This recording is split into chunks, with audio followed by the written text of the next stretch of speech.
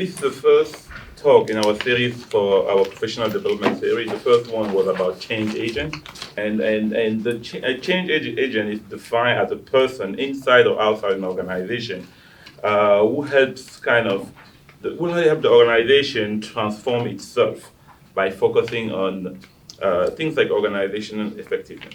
For us, it's really it can be our department, it can be our division, it can be the college or our community. We decided to start small in our classroom, right? So how can we change our classroom? In this group, we've talked a lot about uh, uh, these introduction where we go out and have the long introduction with the student. That's kind of our first meeting with the student. We kind of set the tone and the culture in the classroom. The next thing you do after that, it's generally somewhere during that first class, you hand them a syllabus. And we thought it would be a good idea to think about our syllabi and how we can revise them. So the idea here is to go and look ourselves into the various syllabi that we have and see how we can use some of the work that was done by Ada with our students to kind of understand their concern and try to address them through our syllabus. For myself, I'm going to talk about myself. I was looking at my syllabi, and one thing that I noticed, a couple of things that I noticed in my syllabi is I was reading the date of the syllabus, and then I used the term to describe my syllabi, and there were the term they're using rule infested, punitive, controlling, list of assignment with no reason why they should learn those assignments, no learning strategy, and I kind of felt like, yeah, they're right when they think our syllabi look like something you would hand somebody going into a prison. So how can the question is, how can we change our own syllabi? One of the requests, I hope we're able to do that on the meeting list, was that we bring each one of our syllabus. So the idea is to look at your syllabus and think about things that you can change. One thing, if we thought about it, I will start. I did some change on my syllabus last year. I don't know where I got the idea from. It might have been on one of Rosalinda syllabus, where I started the syllabus by telling them that I was happy to be in class, I was here to help them attend the goal, and listed on the first page material that they could, the type of help they could find on the campus before I started talking about the class. Right now, my syllabus still have those rules. That might be good for the administration, but I think if we want to have a classroom where students feel comfortable learning, I'm thinking about my own class when I went to school, to college. We didn't have syllabi. We had a tentative schedule that the teacher was handing us the first day.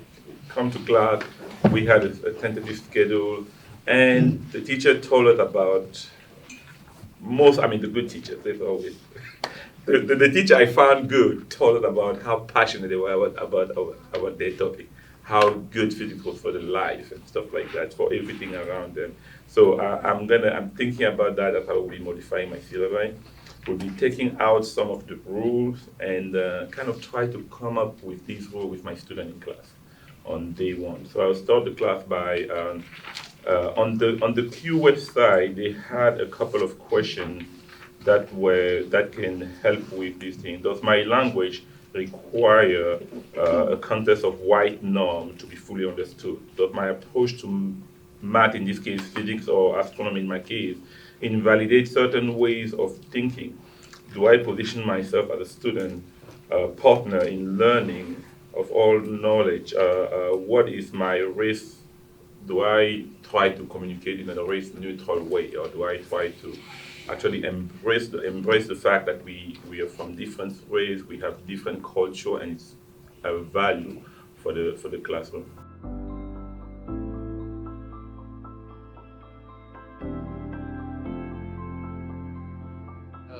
One of I don't know if I shared this last year.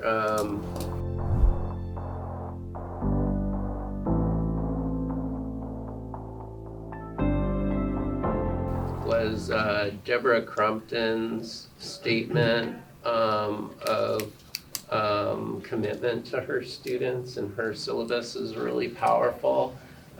She basically tells her students in her syllabus that she's all in with them, that she absolutely believes in them, that she absolutely has faith in them.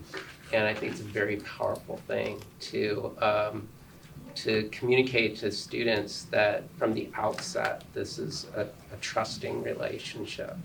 As Valery was talking about, the punitive and controlling kind of, as that, words being used to describe syllabi language, and then talking about removing some of the sort of, some of the kind of, policy type statements from them. I was asking myself the question is required syllabus content a barrier to student learning? And why is each course section required to communicate institutional expectations to students as a contract? We often hear the word contract used in describing a syllabus. And it's interesting to me that a student who is attending the college, which is an institution, is then being asked to sign a contract, as it were, for each course or agree in some kind of contractual way to the course. And I understand that in some cases maybe an understanding that this is how they're going to be evaluated and assessed for success of the course. However, there is a lot of policy type content that is, my understanding, required for syllabi here at SCC, and maybe if it's not required, it's presented as being a sort of a best practice or a preferred practice on this campus. And it's interesting to me that if those are institutional messages, that each individual teacher would be asked to communicate those to their students for each class section. And then my question becomes, does that kind of institutional language and contractual sort of, vibe, for lack of a better word, create a barrier for student learning in the course itself? I had incorporated some of the stuff that we said we were supposed to incorporate, so that was good. But I also looked at it with the lens of kind of what Valery was saying, how much of this is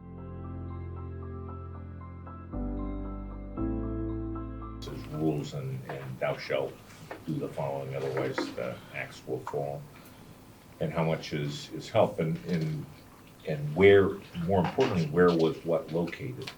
And then I had a lot of stuff in there about how to get help and support and everything, all at the end of it. Like Fernando said, how many of our students read past the first page? Nobody, right?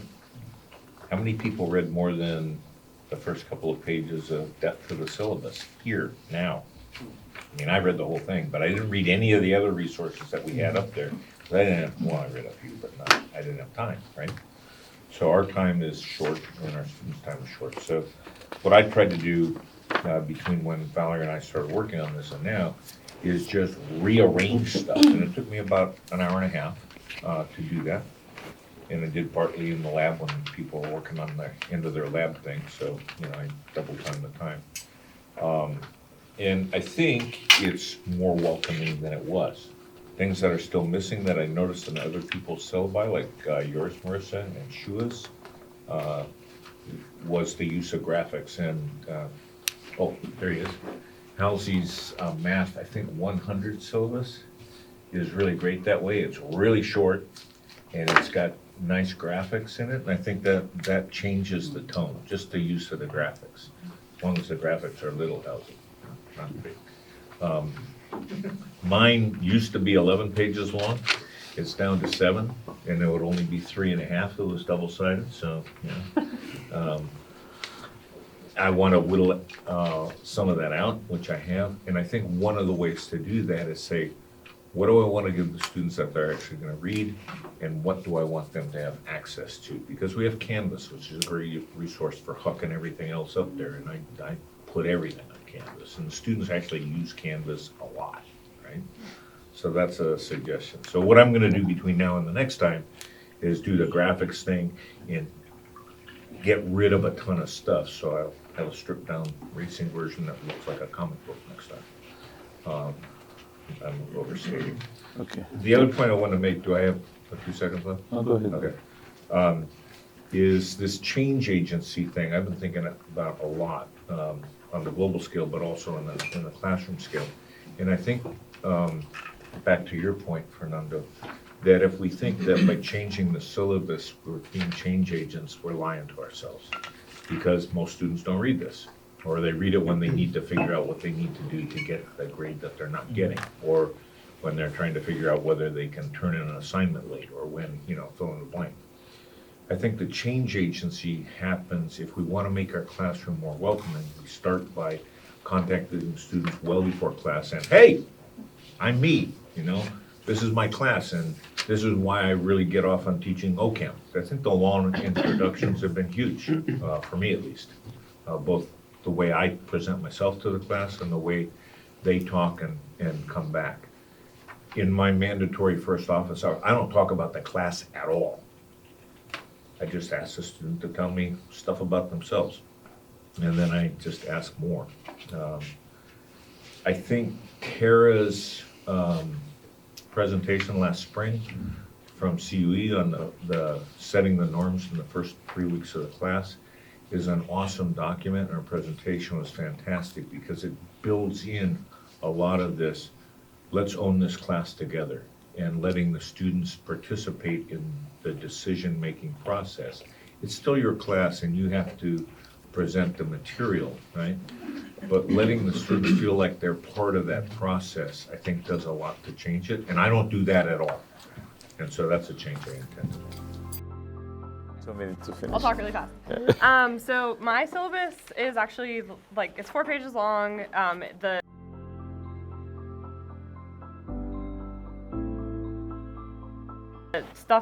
support stuff is on the back, so moving that to the front is an interesting concept. Although there's a part of me that wonders if that needs to be on the syllabus or if that could actually be just a separate thing that we present to the students of if you need support over the semester, this is where you can find it, rather than putting that on the syllabus. Because I found that actually none of my students looked at the syllabus, even on Canvas.